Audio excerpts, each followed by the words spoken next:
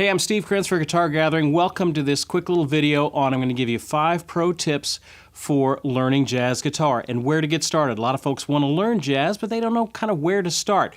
So I'm just going to cover the basics. I'm a professional guitarist here in Nashville, Tennessee, and just wanted to give you the basics about learning some jazz stuff as we get going. So, first thing, you want to try and get a jazz tone. One of the great keys for jazz is, first of all, getting a solid jazz tone. So here I'm playing a Gibson ES-335 right here.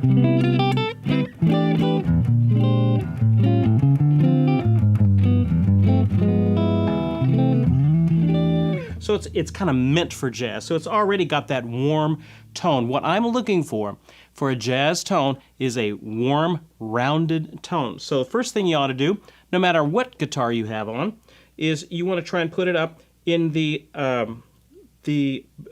neck pickup up here. So you're getting a warmer sound. Remember, the bridge is going to get you a little bit brighter sound. The neck pickup up here is going to get you a little bit of a warmer, brighter, warmer, darker sound. So this is the back pickup.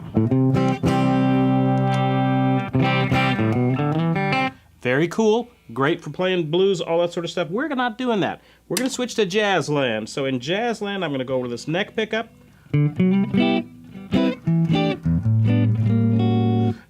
And even if that is too bright, no matter on what guitar you have, even if you have a Strat or something, you can get a jazz tone by just generally walking back the tone knob a little bit. If it's still too bright, just back that tone knob just back a little bit.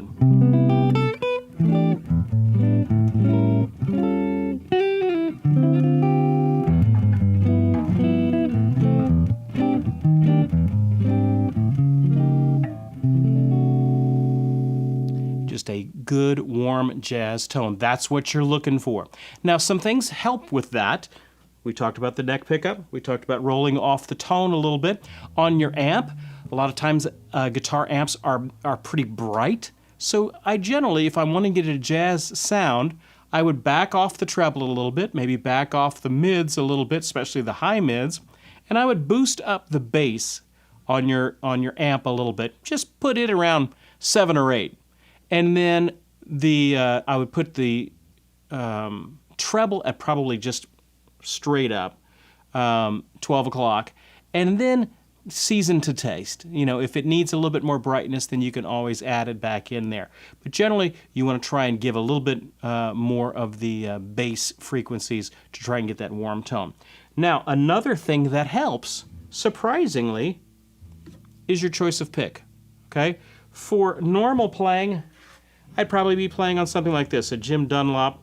This is 73, kind of a nylon pick. That works great, but for jazz, it's a little too bright. So I generally like these Jim Dunlop little teardrop jazz picks. Now you can get them with a sharper point or a more of a rounded point. I like the ones with a sharper point just so I can get some more definition in my sound. But they're fairly thick, so that they're not gonna bend very much, and I just like the smaller size. So there's a reason why they call these the jazz series of picks. They just work real well for jazz sort of playing. So let me just, in fact, you can even hear the difference in the playing. So let me just kind of get my guitar flat again. All right, so here is just a standard normal pick.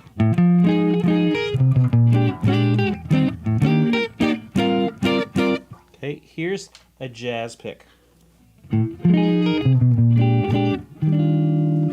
Then the normal pick, the jazz pick. It just kind of warms up the sound just a little bit. So your pick makes a difference in the type of sound that you're getting. You know, I used to never really think about picks. You don't really think about that too much, but it's kind of like a painter using different kinds of brushes, and different kinds of brushes are better for different kinds of strokes that you're trying to go for. Same thing with picks. So it's good to have a little variety, and for this I would tend to favor a smaller pick and definitely a thicker pick. You don't want to get a pick that's too thin. So that's the first thing. First tip is getting a jazz sound. A lot of players just forget about that, and they try and play jazz and their guitar sounds all... You're not going to get it that way. Neck pickup, roll the tone back, Maybe use more of a jazz pick with a thicker, rounder sound. Maybe boost up the bass a little bit on your amp. That's going to get you closer to a jazz tone. Now, certain guitars are kind of made for jazz. This is a semi-hollow body Gibson 335. If you have, the larger semi-hollow bodies like the 175 and stuff like that, man, those are jazz machines. Ibanez puts out some great, Benedetto puts out some great jazz instruments. There's some fantastic manufacturers for this. So, and those are geared toward getting that warm jazz sound. So that's the first thing I would check out, is make sure you're getting a jazz tone. Let's talk about the second thing. I'm going to give you 5 tips. The second thing you need to think about when you're playing jazz is chord shapes, the types of chords that you are using. If I'm playing rock and roll, I'm going to be using power chords, roots and fifths, things like that. If I'm playing jazz, I don't do that. I want to use the chords that have major sevenths and major ninths and minor ninths and all of these ornamentations on the chords. So one thing is just the physical chord shapes. So I wouldn't play a C in jazz. Never, never, never would I play that. I would play a C major seventh, and I probably wouldn't even play this C major seventh because it involves the open strings. Open strings tend to be a bit brighter, so in jazz, I would try to favor more bar and other chords that do not involve open strings, just again to try and keep us in a warm sound. I tend to favor chords that are kind of in this part of the neck, maybe from the 3rd to the 10th fret, up in this area.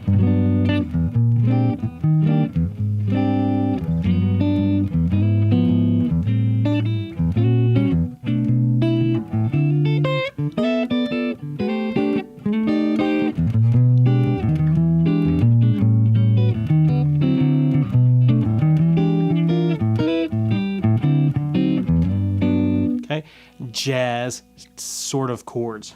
Major sevenths with 6-string roots, minor sevenths with 6-string roots,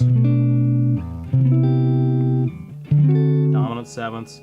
If I want to use 5th-string roots, I tend to use major sevenths like this.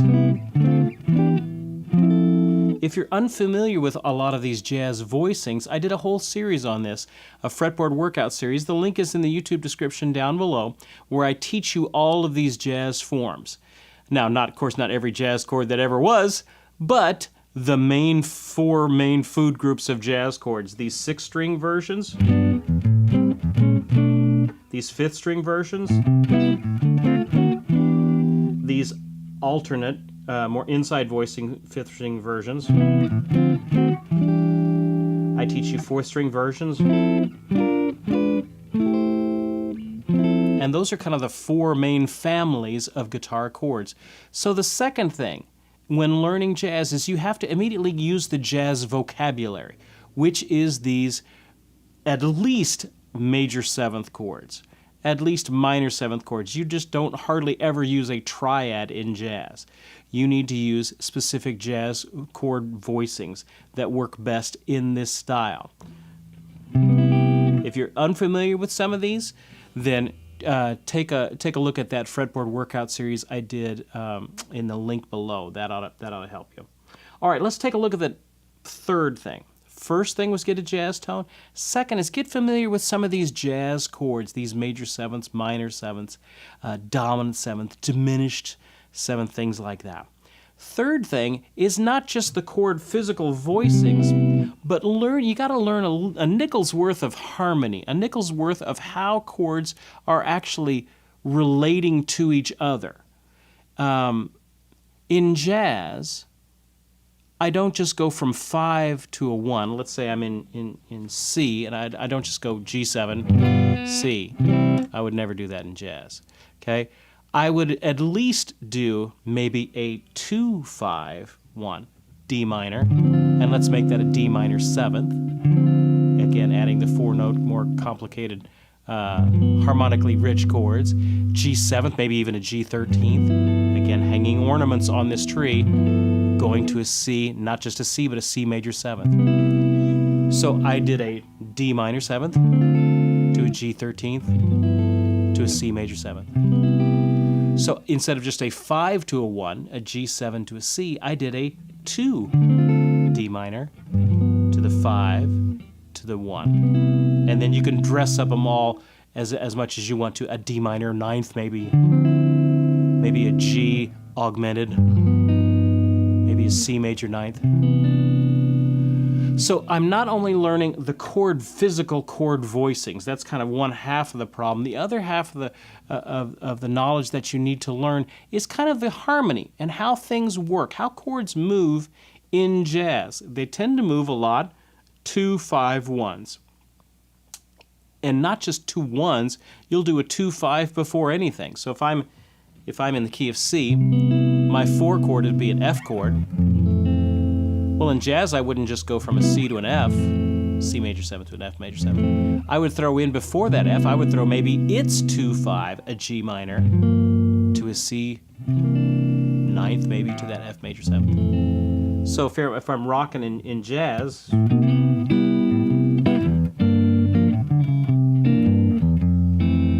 immediately I've got a little bit more of a jazz sounding progression. And 2-5s work great going to major chords. 2-5 works great going to minor chords. Let's say I'm in C major and I want to go to an A minor. Well, the 2 of an A minor would be a B, but it wouldn't be just a minor. It would be a minor 7 flat 5. And then the 5 would be an E7, but I'm going to doll that up, maybe an E7 flat 9. Going to an A minor, maybe an A minor ninth. So if I'm in C major,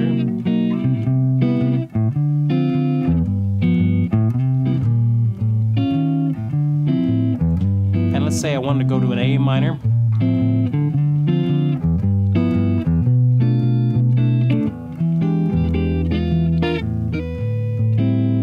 see how I just, that B minor, 7 flat 5, going to an E7 sharp 9, flat 9 maybe, to an A minor ninth. Okay, so all of this harmony is happening, not just how chords are moving. They move a lot of 2-5s going to various chords. Before any chord, you can throw in a 2-5 generally. But you also need to know the extensions. So what are the extensions? Well, I don't just play a C. I would play a C major 7th. It's not just a C, E, G. I would do C, E, G, B. What if I went up another one to the 9th, C, E, G, B, D? I play a major 9th. Okay, now we're getting colorful. What if I did it a C major 13th? Oh, man.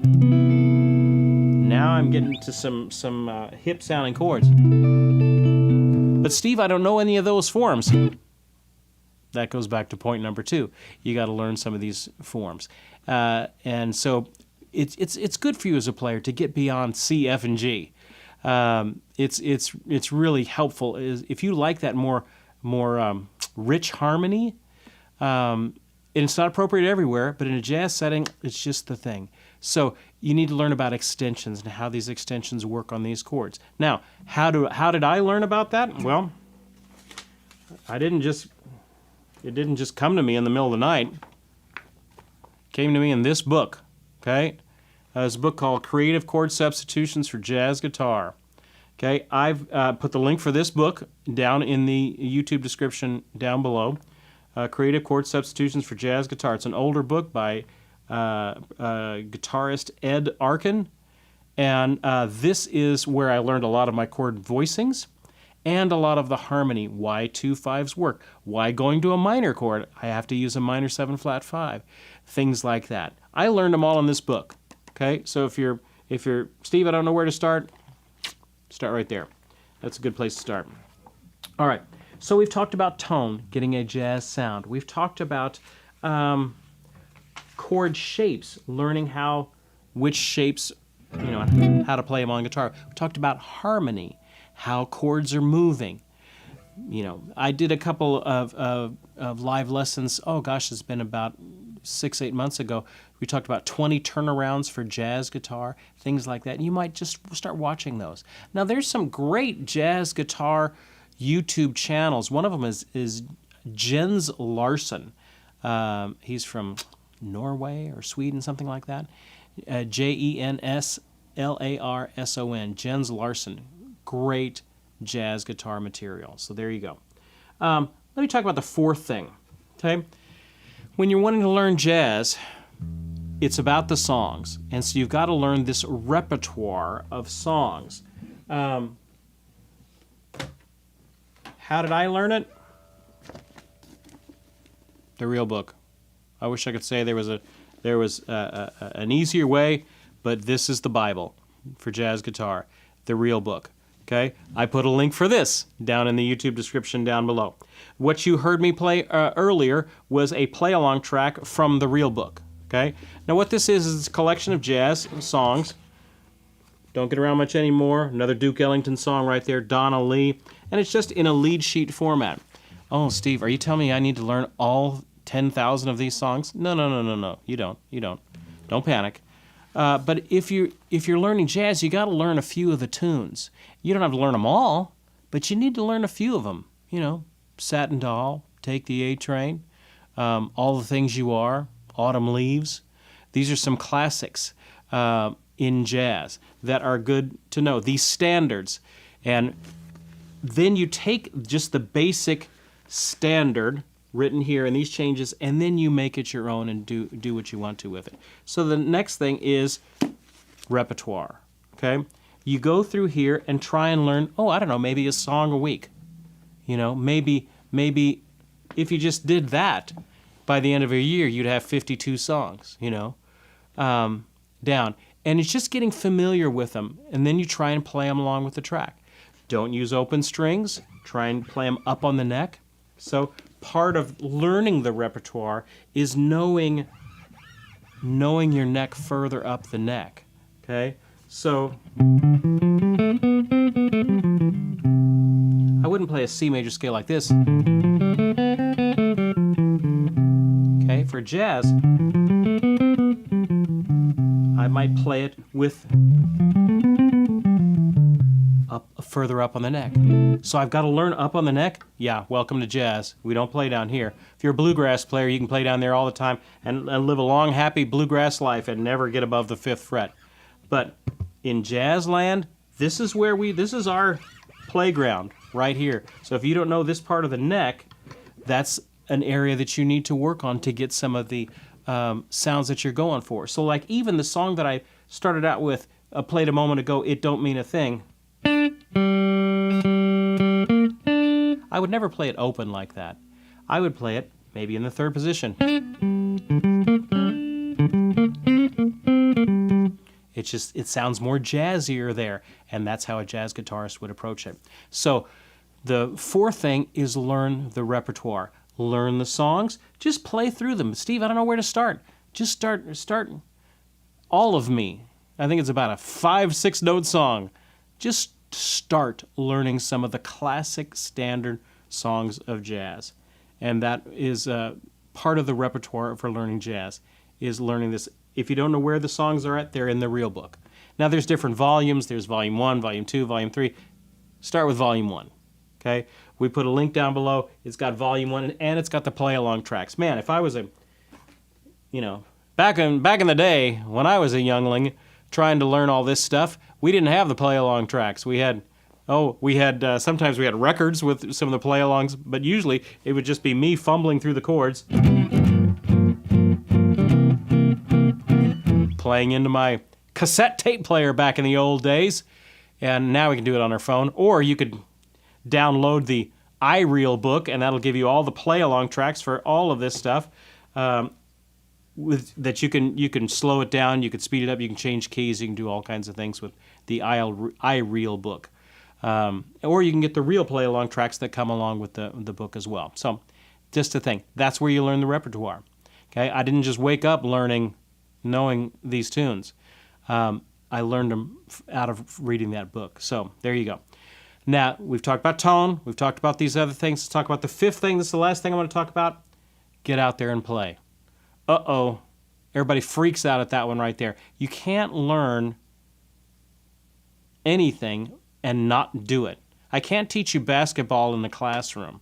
Eventually, you're going to have to get out on the court and start to fumble around and try and figure out how to get this thing to work.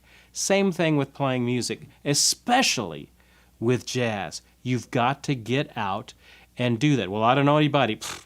Just put up on your Facebook page, hey, anybody want to play some jazz? Let's learn through a couple of tunes. Or find an online group and do it that way. Or go down to your local guitar store and ask the guy behind the counter if there's any groups in your area. Go to meet, there's all kinds of places online that you can go and you can see if the groups are meeting in your area for jazz guitar. Don't let that be an excuse. I don't have anybody to play with.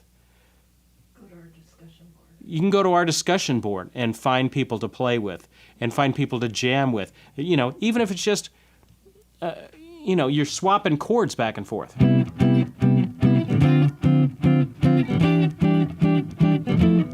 And I'm playing through the song.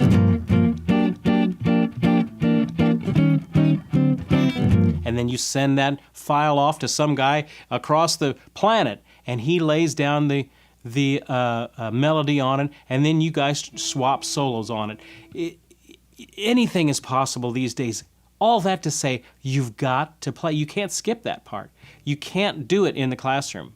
Just like I can't learn how to play basketball without getting out on the court, you can't learn how to play jazz without playing with other people. So you have all kinds of opportunities. That's how you get it done. You can't skip that part. Can't skip that part. What I did, there was, grew up in San Antonio, Texas. There was a wonderful jazz jam on Sunday night, the Sunday night jazz jam. With Small World, which was this wonderful little duo in San Antonio, Texas, Polly Harrison.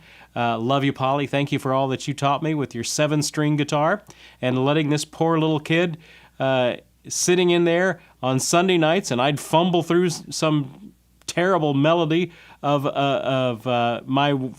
fake my way through a jazz song, just played it terribly, but you just smiled and let me grow. That's what I needed. Then I would go home. I would sit in the driveway and I would feel terrible about myself and how terrible I did, and then I would get to work. Get to work. Then the next week, all week long, I'd be learning my one tune.